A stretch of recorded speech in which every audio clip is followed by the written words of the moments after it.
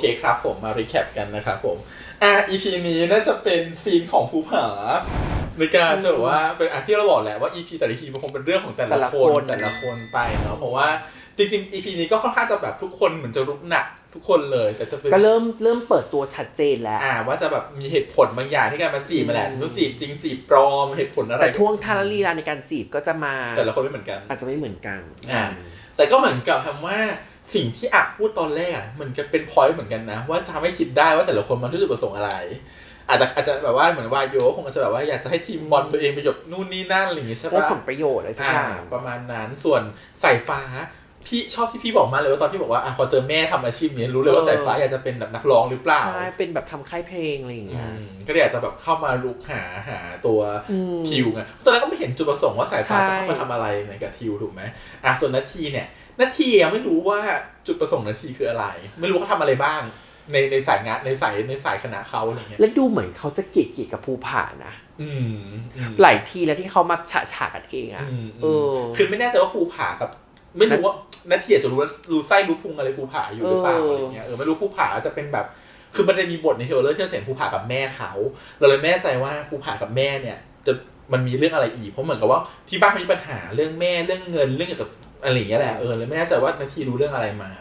ส่วนภูผาเนี่ยลุกหนักมากลุกหนักมาทุก EP เลยอะไรเงี้ยแฮมว่าตัวทิวก็ไม่รู้สึกดีกับพี่ภูผานะแต่เมื่อกี้พอสังเกตการแสดงแล้วว่าแฮมรู้สึกว่าแฮมก็ยังเชื่อคำเดิมว่าทิวอ่ะเป็นคนเขียนนะคือรู้สึกว่าเพราะอะไรมารู้สึกว่าทิวมันรู้แล้วว่า4คนเนี่ยคือแฮมรู้สึกว่าทิวมันพยายามจะพูดให้ว่า4คนเนี่ยเป็นแบบมาสวมรอยโดยที่มันไม่ได้คิดว่ามันจะมาสวมรอยเป็น4คนนี้เข้าใจปะคือมันไม่ได้ตั้งใจว่าจะมีอยู่ดีมี4คนนี้มาสวมรอยแฮมรู้สึกว่าพอมันไปเทียบลายมือมันถึงรู้ว่ายังไงคนนี้ก็เข้ามาโกหกมันแต่พี่สงสัยซีนนะหรือป่ะซีนที่เขาโทรไปหาพี่จิมมี่พี่ซันแล้วถ้าเกิดมันรู้อยู่แล้วว่ามันเรื่องโกหกมีคนกำลังอุปโลกว่าตัวเองอ่ะเป็นองชองเตแต่ถ้าเกิดสมมตินะทิวเป็นคนเขียนจริงจะเอาเรื่องนี้ไปปรึกษาพี่ซันทำไมถ้าเขาปรึกษาเขาอาจจะหมายถึงว่าอยู่ดีมีเขาต้องการตามหาใครสักคนหนึ่งแต่อยู่ดีมีคน4คนเข้ามาหรือเปล่าก็ไม่รู้เหมือนกันแต่พี่ซันบอกว่าแต่พี่รู้ว่าทั้ง4คนนั้นที่จุดประสงค์อะไรใช่ก็เขาก็อาจจะชอบหรือดึงดูดมาที่ทิวแต่พี่ก็สงสัยว่าสมมติถ้าทิวเป็นคนเขียนจริงๆอ่ะจะทำไมต้องพิสูจน์ว่าเขาเป็นใครถ้าสมมติเป็นอย่างนี้ก่อนถ้าสมมติว่าทิวไม่ใช่คนเขียนแต่ถ้าสมมติว่าคนที่เขียนคือเป็นภูผาจริงๆนะเพราะลายมือน่าจะเป็นภูผาแล้วแหละเพราะว่ามันก็คงแต่มันหัดกันได้ไหมมันหัดได้ผมเข้าใจผมรู้สึกว่าภูผาก็ไปก๊อปลายมือมาแต่ก็ลังคิดว่าอี4คนนั้นน่ะไอ้3คนนั้นก็ดูไม่น่าจะเป็นลายมือแบบนี้แน่ๆมันคงไม่ได้มาหัดอะไรกันได้ทุกคนถูกปะล่ะแต่ภูผามีสกิลแบบวรรณกรรมเขียนหนังสืออาจจะหัดได้ก็คิดว่าถ้าเป็นภูผาจริงๆแต่ว่าทิวก็ถ้ารู้เป็นภูผาทิวอาจจะไม่โอเคก็ได้คือฉันแค่ตามหาว่าเป็นใครแต่พอรู้ว่าภูผาจะสุดแบบ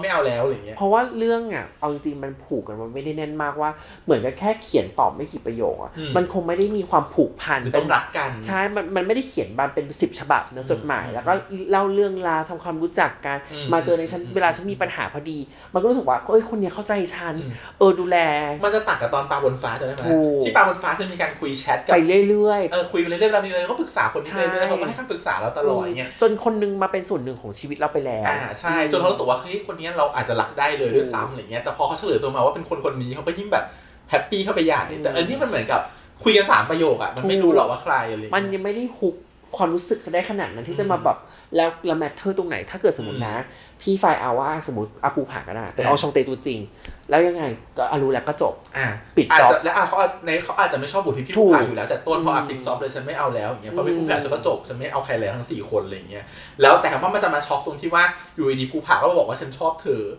แถมว่าด้วยตัวทิวมันเหมือนกับแบบอาจจะไม่ได้เตรียมใจว่า4คนนี้จะอยู่ดีมาชอบฉันโดยทันทีแล้วอาจจะไม่ได้เตรียมใจว่าทั้ง4คนนี้จะหวังผลประโยชน์จากตัวเขามันเลยเหมือนกับว่า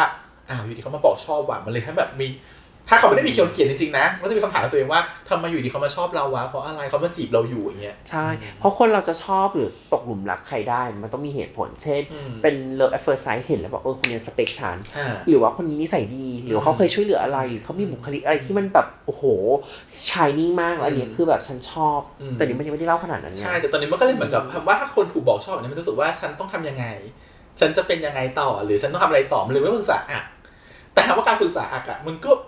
เห็นว่าตัวทิวมันก็เป็นไกลๆพยายามจะทำว่าทิวมีความอยากจะบิวเรื่อยๆหลายๆโมเมนต์อยู่แต่เหมือนกับมันก็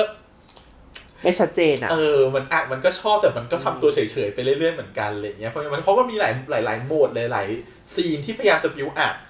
แล้วเหมือนกับว่าฉันเดี๋ยวฉันช่วยแกเองแต่จริงๆอักก็หึงอยู่นะหลายซีนอะไรเงี้ยแต่เวลาตอนที่เขาอยู่ต่อหน้าเขาทำว่าเหมือนเป็นแค่เพื่อนนะเล่นในฐานะเพื่อนช่วยเหลือเพราะเป็นเพื่อนอะไรเงี้ยแต่ความรู้สึกเป็นห่วงเกินเพื่อนไปแล้วอะไรเงี้ยหรือว่าเวลาการมองเวลาคนเข้ามาแฮมว่าอักอาจจะไม่ได้มองหึงนะแต่อักกำลังมองว่าไอ้พวกที่เข้ามามันไม่หวังดีอะไรกับทิวหรือเปล่าพยายามแต่สกรีนให้ทิวว่าไอ้พวกเนี้ยมันมาด้วยจุดประสงค์อะไรอะไรเงี้ยแฮมรู้สึกว่าไอ้ความรู้สึกตรงเนี้ยมันเลยเกินเพื่อนไปแล้วแต่เขายังเหมือนกับไม่ได้รู้ตัวว่าตัวเองคือเรื่องนี้เหมือนยังไม่ได้คุยกับตัวเองเลยว่าตกลงกูชอบไอ้นี่หรือเปล่าอะไรเงี้ยพี่ว่ามันต้องมีโมเมนต์ที่มันเริ่มแบบบีบบังคับมันจะทำให้ความรู้สึกที่มันซ่อนอยู่มันต้องพูดออกมาหรือที่เราไม่รู้มันคืออะไรมันจะเริ่มชัดขึ้น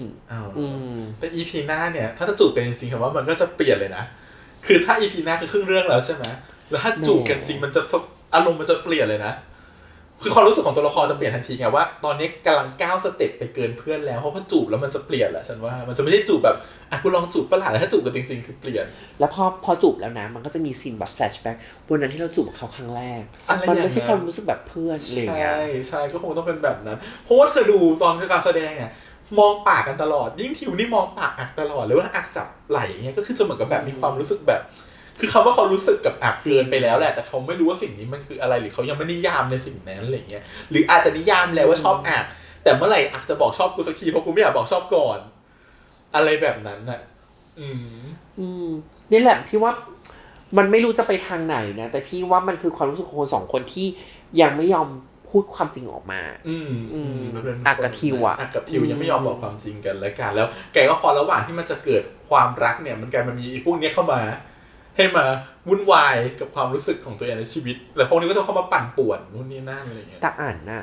ชื่อในเรื่องชื่ออะไรไม่รู้ฉันจำชื่อไม่ได้อ่านในเรื่องเนี่ยเอกอะไรซึ่งไม่รู้จำชื่อไม่ได้ขอโทษทีนะชื่อพยางค์เดียวแต่รู้สึกว่าเขาเห็นเขาบ่อยมากเขาอยู่ในที่ที่ไม่ควรจะอยู่แล้วกล้อง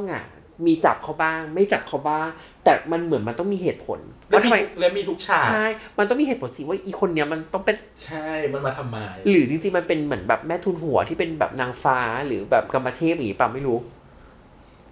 เหมือนกันก็งงทำไมต้องมีคนเนี้ยนาทีนะก็ใช่ทำไมต้องเหมือนแทบรู้สึกว่าเขาเป็นลูกหม้อนาทีแล้วเขาเป็นคนที่ชอบนาทีหรือเปล่าแล้วยังไงมาช่วยหรอก็คือเขาก็อาจจะเหมือนกับไปกับนาทีทุกที่เวลาเห็นเขามองเวทีเขาก็จะมีความแบบสายตายิ้มตาเป็นประกายคือเขาคนในทีมอยู่แค่4 คนเขาก็ต้องแบบนาทีอยู่แล้วว่าไม่เขาไม่เกาะนาทีเป็นทุกที่หรอกอะไรเงี้ยแล้วเขาจะมีบทบาทอะไรในเรื่องแต่แฮมว่าเขาคือคนที่รู้ทุกอย่างอยู่กับนาทีแฮมว่านาทีคือตัวละครที่รู้น้อยสุดเหมือนทุกคนจะแบบแฮมว่านาทีเป็นเจ้าแผนการแล้วทุกคนก็จะรู้จักนาทีน้อยที่สุดแล้วพอสุดท้ายคนที่จะแบบมันเหมือนกับเขาจะมาคนที่แอบชอบแบบพี่แล้วอยู่ดีเขาก็ทำในสิ่งที่ตัวว่าเขาไม่ได้ชอบเราแล้วเราก็อาจจะต้องแบบพร่งออกมาเพื่อจะรู้สึกว่านี่คือความจริงEP ที่แล้วตอนที่บาเล่าใครที่ยอมนั่งแยกโต๊ะนะนาทีป่ะนาทีคือมันจะมีนาทีแล้วก็ตอนที่ออกมาองชองเต4 คนตอนเดินเข้ามาก็เป็นอันเนี่ยยื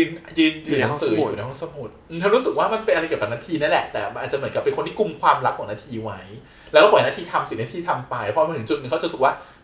ไม่ใช่มันเกินขอบเธอทำผิดเธอกำลังจะทำอะไรสักอย่างที่ไม่ดีซึ่งต้องเปิดเผยความจริงโพร่งขึ้นมาหรือแต่จะทำโพร่งก็เลยเหมือนรู้สึกว่าเขาไม่รักฉันหรือเขาทำอะไรที่รู้สึกว่าจริงๆเขาใช้ฉันเป็นแค่เครื่องมือหรือเปล่าอะไรเงี้ยแล้วก็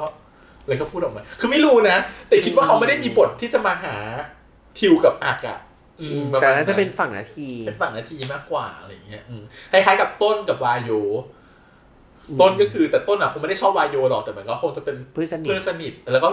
รู้ว่าวายโยมาเพื่อจุดประสงค์อะไรเงี้ยคงคล้ายๆกันแต่ก็นี่ก็ยังเชียร์ถ้าสมมติให้รู้ว่าเป็นใครก็ยังเชียร์พี่สายฟ้าอยู่รู้สึกเขาดูนุ่มนวลมีอารมณ์แบบไปบอกนะว่าช่วยถ่ายรูปได้เบรกมันก่อนรู้ว่าต้องจัดการยังไงแต่ว่าทุกคนรู้ทันภูผาหมดเลยแต่ว่าทุกคนรู้ว่าภูผาเป็นมีอะไรแต่ว่าภูผานั้นจะมีไส้ในคือรู้สึกว่าเขาไม่เคยมีคือตอนที่ดู behind the scene ตอนเปิดเรื่องมันมีฉากกับแม่แล้วมีปัญหากับแม่เขาอะไรเงี้ยทุกคนมีปัญหาหมดแหละแทนรู้สึกว่าเดี๋ยวทุกคนมันต้องเคลียร์ปัญหาของตัวเองแล้วก็ทิวเป็นหนึ่งในจุดที่ให้ช่วยเคลียร์ปัญหานั้นพี่ว่ามันต้องมีฉากหนึ่งที่แบบเล่าแฟลชแบ็ก4 คนเนี่ยที่เป็นแอมบาสเดอร์เนี่ย ต้องคุยอะไรกันสักอย่างหนึ่งแล้วก็ต้องแบบเหมือนแบบต่างคนต่างรู้อ่ะไม่นานนาทีจะมาพูดหรอกภูผาทำอย่างนี้นะรู้ว่าทำไมสายฟ้าต้องบอกว่าให้เหมือนออกมาถ่ายรูปเพื่อที่จะให้ไม่คุยต่อพี่ว่ามันต้องแบบเหมือนทุกคนรู้อยู่แล้วว่าเกมนี้คืออะไร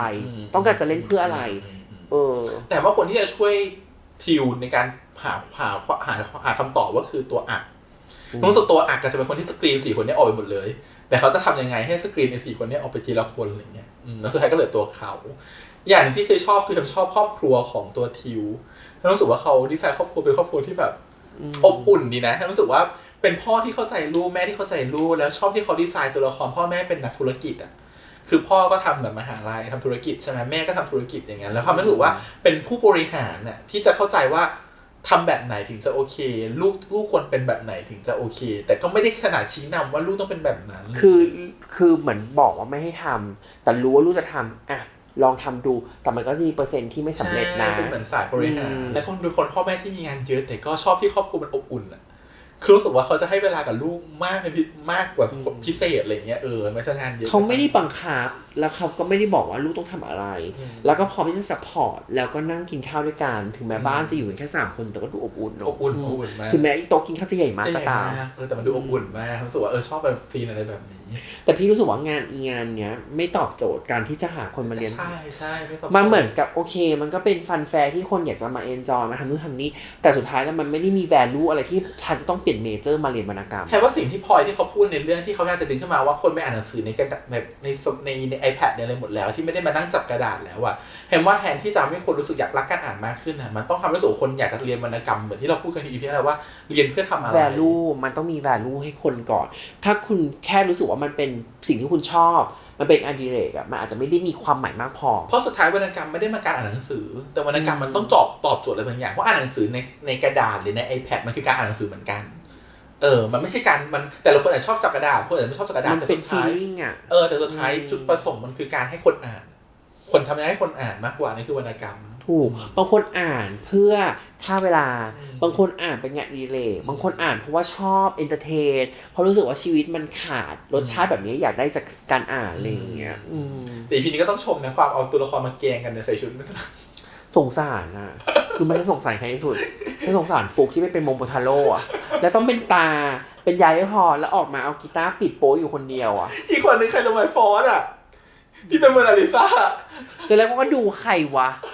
เอาแป้งผมคิ้วมันเลยหน้าคุ้นๆแต่ดูไม่ออกว่าใครตอนแรกหน้าโลน